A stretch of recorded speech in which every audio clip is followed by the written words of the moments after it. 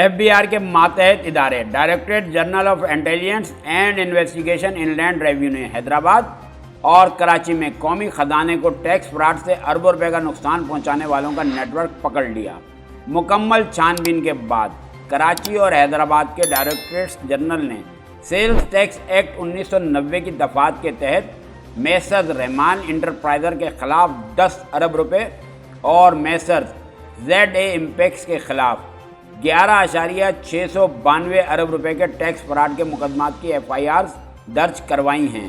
तहकीकात में जाली यूनिट्स व कंपनियों के क़याम और सेल टैक्स की जाली इनवाइसेस जारी करने वाले मुनज़्ज़म गिरोहों के मुलविस होने का इंकशाफ हुआ है। फाइनेंशियल मॉनिटरिंग यूनिट ने भी अपनी तफसीली फाइनेंशियल इन्वेस्टिगेशन रिपोर्ट्स में धोखाधड़ी पर मबनी इन सरगर्मियों की तौसीक की है।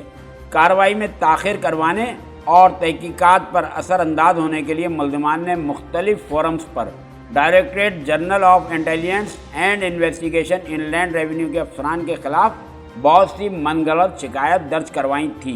हाल ही में स्पेशल जज सेंट्रल लाहौर की अदालत में DG intelligence and investigation inland revenue और दीगर अफसरान के खिलाफ बेबुनियाद इल्ज़ामात आयद करते हुए एक निजी शिकायत दायर की गई थी, जिसे लाहौर हाई कोर्ट ने 3 जून 2024 को मुअत्तल कर दिया।